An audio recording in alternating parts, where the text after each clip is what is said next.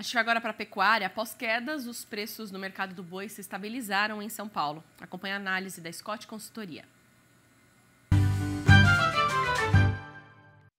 Olá a todos, Felipe Fabre, zootecnista e analista de mercado da Scott Consultoria, e eu estou aqui hoje para nós falarmos a respeito do mercado do boi gordo ao longo desse mês de agosto e as expectativas para os próximos dias e meses, pensando aí aqui no nosso mercado doméstico. Bom, agosto foi marcado por uma verdadeira sangria com relação aos preços no mercado do boi, apesar do período de entre-safra de capim, a gente está assistindo aí a uma das maiores quedas com relação à arroba do boi gordo em um único mês.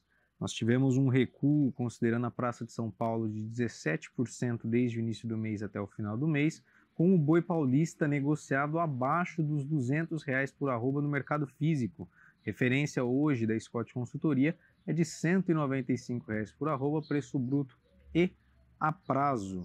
O boi China, aquele boi destinado ao mercado externo, é negociado com um ágio de R$5 por arroba, precificado aí até os R$200 por arroba. Bom, o que a gente pode esperar com relação à dinâmica para os próximos dias? O relato que chega para nós é que o consumo no mercado interno ele segue frouxo, há uma dificuldade de escoamento muito grande com relação à carne bovina por parte das indústrias, apesar de uma margem, considerando aí uma margem bruta, considerando aí a venda da carne sem osso, a venda das miudezas, do sebo, do couro e dos subprodutos, em um patamar historicamente nunca visto, próximo aí dos 40%, o equivalente Scott desossa. O relato que chega é de um desempenho no mercado interno com relação ao escoamento bem dificultado. E alguns fatores têm colaborado com esse quadro, e o principal deles, na nossa percepção, é o nível de endividamento das famílias. Segundo a Confederação Nacional do Comércio, esse nível de endividamento tem trabalhado aí próximo dos 80%, um dos maiores patamares com relação à série da Confederação, e isso tem impactado no consumo das famílias aqui no mercado brasileiro, apesar de um nível de desemprego historicamente baixo, próximo dos 8%, e de uma perspectiva de crescimento do produto interno bruto do país, trabalhando aí próximo dos 2,3%, quando no começo do ano a gente falava de um crescimento mais moderado, de cerca de 0,5%.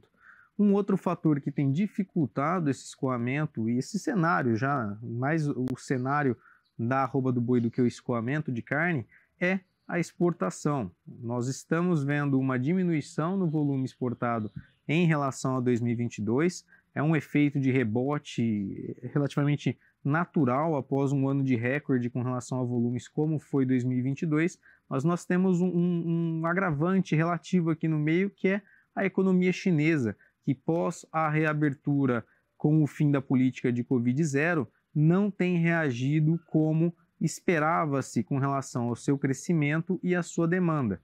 Tanto é que hoje o país tem injetado capital o próprio governo local tem injetado capital no país na busca de melhorar o desempenho da sua economia e reduzido também as taxas básicas, a taxa básica de juros no país para tentar estimular o consumo local. Então, há aí uma diminuição na exportação, há um preço menor sendo pago pela nossa carne bovina exportada, e isso acaba pressionando a indústria, que tem pressionado aí, em consequência, os preços que estão sendo pagos hoje ao produtor. Com relação a perspectivas, o que a gente pode esperar para os próximos dias? Ou até mesmo para os próximos meses, olhando aí para setembro, outubro, novembro e dezembro. Sazonalmente, o mercado interno ele costuma responder melhor à demanda nos últimos meses, em função de uma conjuntura local que costuma ser melhor. A gente tem aí geração de emprego temporário, temos 13º, bonificações, isso pode acabar estimulando o consumo e o enxugamento desses estoques de carne que nós temos assistido aqui no inverno. No aspecto exportação, acreditamos em um ritmo com relação aos volumes a serem embarcados nos próximos meses, com destaque ao mercado China. Nós temos, naturalmente, entre outubro e novembro, os maiores volumes comprados pelo nosso parceiro para abastecer o feriado local de Ano Novo Chinês, que costuma ocorrer ali entre final de janeiro e meados de fevereiro. Então, há aí sim um aspecto relacionado à demanda que pode vir melhor, mas não esperamos que esse aspecto demanda seja o suficiente para refletir em preços no mercado do boi gordo até o final do ano.